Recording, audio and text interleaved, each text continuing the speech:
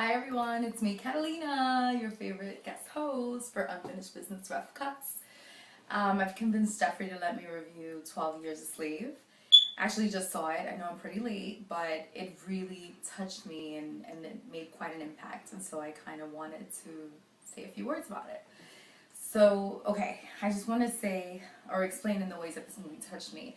I felt like from beginning to end it was just so intense, and some parts were really graphic for me to watch, and um, it was just very moving. And just like even with the actors and actresses, I was so impressed by them. Like they played such a tremendous role in bringing this story to life. So basically, as you know, it's based on Solomon Northup and his experience as a slave for 12 years after being kidnapped. And even from the very beginning, even when he is kidnapped, like the very first beating from the slave traders, like it was just so intense just because of the fact that here he is in a situation he's never, would never expect would occur to him. And he kept proclaiming that he was a free man, and they basically beat the crap out of him. They beat that out of him. He was forced to accept that he is a slave. And even when he's given the name Platt by one of the slave traders, they pretty much he has to take on this identity of someone that he just did not, that was not close to his life in any way. I don't think he was even aware of that sort of situation. But okay, so at the very beginning, he meets this woman who gets taken to this plantation, who's owned by William Ford, who he claims is the nicest slave owner that he knows or whatever. And even then, it was very interesting to see when they first get to that plantation, William Ford's wife, her dismissal towards this woman's kids, because she's separated from her kids, and so she's crying the whole time, and the woman is just kind of like, oh, just give her something to eat, she's gonna forget this long before, it's just kind of wow, they really thought very little of the slaves. Another scene that really got to me was when the overseer, William Ford's overseer, I guess, is jealous of Solomon Northup because of the trust that he's instilled, or the trust that William Ford has instilled in Solomon Northup. And so he is just picking on him just because he feels like Solomon's too smart for his own good. And so Solomon, in the situation, tries to defend himself because he felt that he's wrong, and so he fights back. And because of this, the overseer rounds up another overseer, and they get together and they try to lynch him for it. And so someone tries to stop it, but even though it was prevented, he's still left hanging on a noose. And it's just kind of he was clinging for his life. And that was a really tough scene to watch, and just seeing everyone just kind of go about their business while they waited for William Ford to come and decide what he's going to do.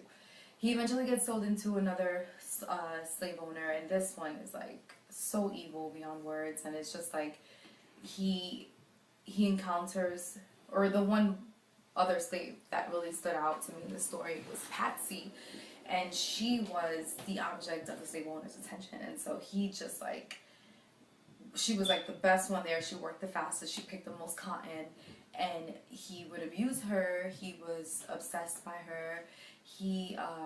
But not only did she suffer that from him, she also had to endure the fact that his wife was jealous of the fact that he was obsessed over her. So, she would take beatings from her. And so, and even her beating, there's a point in the movie where Michael Fassbender, who's playing the role of Epps, the slave owner, he gets jealous because she's at another plantation or whatever, and he assumes that she's run away or whatever. So she comes back, and he gets really upset, and he doesn't believe that her story, or why she went away or whatever, why she took a walk. And so he beats her so bad. And not only does he beat her, but he forces Solomon Northup to do it, to start off beating her. And it was the worst beating throughout the whole movie. It was just so intense. I mean, I was surprised she was even alive after that. But that was just it was just so brutal and just so intense. And even there's a point in the movie, in the story, where she actually asks Solomon to kill her because she feels what's the point? I'm not comfortable in this life, was her line. And it was just so impactful. It affects me to this day. I saw it a couple weeks ago. But Just trying to think back about some other scenes that really got to me. Oh, for many times throughout the whole 12 years, he's tried to like get in touch with his family and prove the fact that he's not born into, that he's not, that he is a free man. And, you know, any chance that he gets, like, it's just something happens where it prevents that from happening or whatever, from him being able to get away. And at the same time, it kind of almost makes me feel a little guilty for like rooting for him, just because, oh, okay, he gets to get out of the situation, or he has hope just because he was a free man once. Like, it's just also like, what about everyone else that's in this situation, you know? And there's a line in the movie where him and some other slaves want to overthrow the slave owners or the slave traders.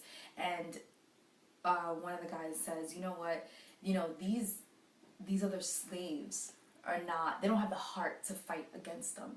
You know, he was like, they're born into this. Like, they're not going to be able to get out of the situation. And it was just so kind of like, you know, it was a little messed up to see that or whatever. And it's just crazy. I mean, I've never been affected by a movie in that sense. Like, it encouraged me to want to read Solomon Northup's memoir.